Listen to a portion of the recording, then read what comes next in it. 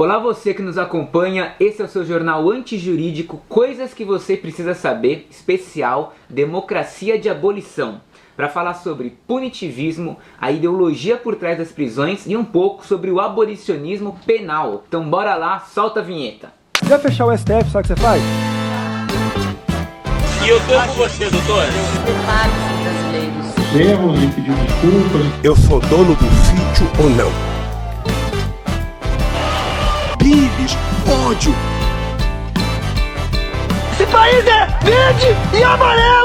Para início de conversa é bom você ter em mente que a denúncia contra o punitivismo ela não é de hoje. Ela não surgiu com o Mensalão, com a Lava Jato, nem com a prisão do Lula. Esse é um debate muito mais antigo. Há muitos anos que ativistas e militantes políticos já falam sobre o punitivismo e como essa onda prende arbitrariamente milhares de pessoas no Brasil. E sobre isso eu já gravei nada mais nada menos do que 4 programas nesse canal. O Sistema Carcerário, uma introdução, Vingança 24 horas, Processo penal do teatro e Criminalização da pobreza. Se você quiser ir ainda mais a fundo nesse assunto, sugiro que você assista a todos esses. Punitivismo é o principal responsável não só pelo encarceramento em massa, mas também pelas violações que ocorrem no âmbito do direito penal, do processo penal e pelo total desprezo e descarte dos direitos de defesa, onde a liberdade se tornou apenas uma mercadoria barata nessa equação das políticas autoritárias. É por isso que a Angela Davis defende o que ela chama de democracia de abolição, que é um sistema democrático capaz de recriar todo tipo de instituição que hierarquiza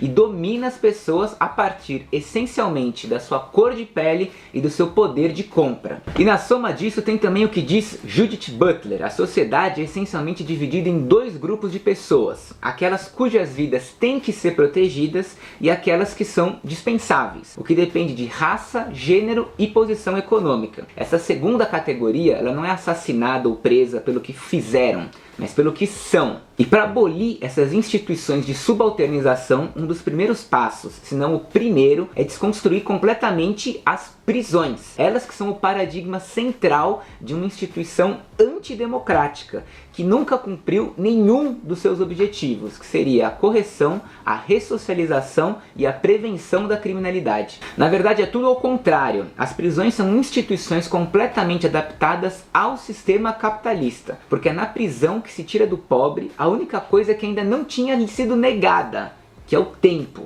As prisões ainda marcam o que Foucault chama de sociedade disciplinar. É mais um sistema usado somente para encarcerar as pessoas. Elas funcionam só para reproduzir outros mecanismos disciplinares que já existem fora delas.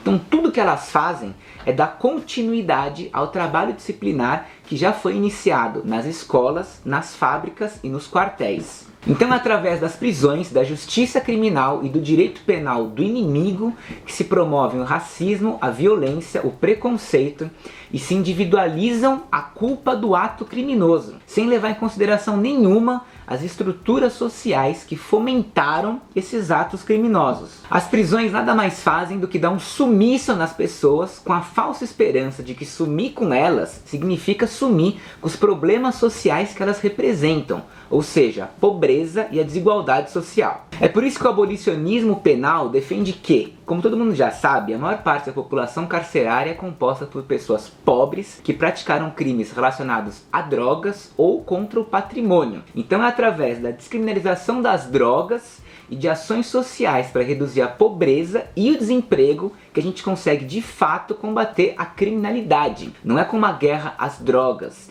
é com uma guerra contra a pobreza. Mas o que a gente tem visto na prática não é nada disso. Na prática o que rola é o direito penal do inimigo, que nada mais é do que uma doutrina de segurança nacional, uma doutrina de combate à violência, onde o grande inimigo a ser combatido no imaginário social são os negros, os pobres, os favelados e os movimentos sociais. Se esses são os inimigos, então é óbvio que eles não devem ter todas as garantias e direitos processuais que nós, cidadãos de bem, tem, como neutralidade, presunção de inocência e ampla defesa. Se você puxar aí da história recente, nos Estados Unidos o direito penal do inimigo vem sendo usado com força desde o governo Bush e os atentados das Torres Gêmeas em 2001. O objetivo é contra-atacar o terrorismo.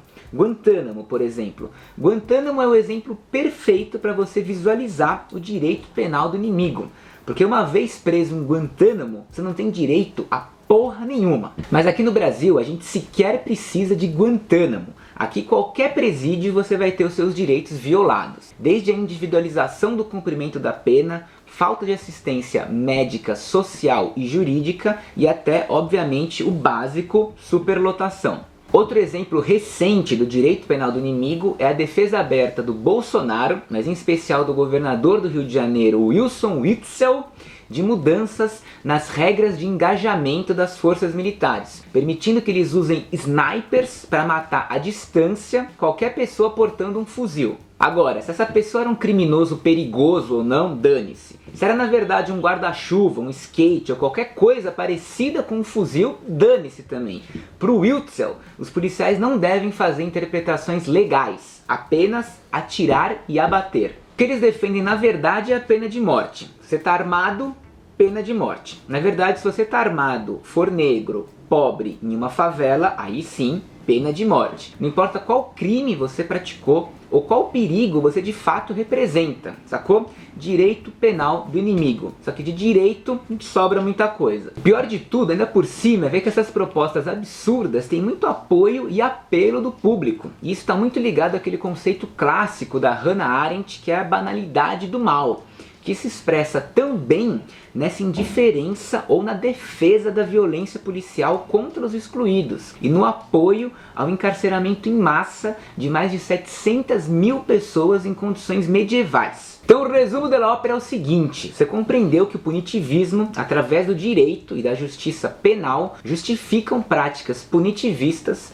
sob um falso humanismo que se apresenta nesse discurso dito ressocializador. Pior, mesmo esse discurso ressocializador é jogado no lixo, porque todas as propostas políticas que se apresentam são justamente contra a ideia do sistema progressivo, do livramento condicional, das saídas temporárias e da ampliação do regime de visitas. E no mais, diversos, inúmeros, dezenas e centenas de estudos no Brasil e no mundo já comprovaram por A mais B que no que se refere às prisões, o objetivo de melhorar o detento é completamente irreal. O que se constata é justamente o contrário.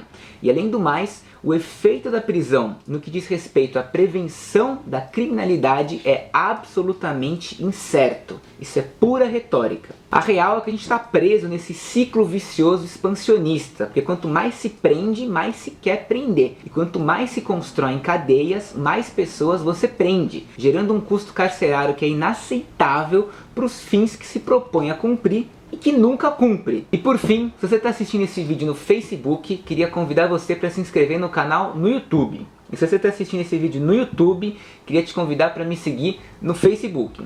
E se você está assistindo esse vídeo no Facebook, no YouTube, em qualquer um dos dois, queria te convidar para me seguir no Instagram, onde dia sim, dia não, eu gravo uns stories lá sobre anarquia. Beleza? Valeu, falou!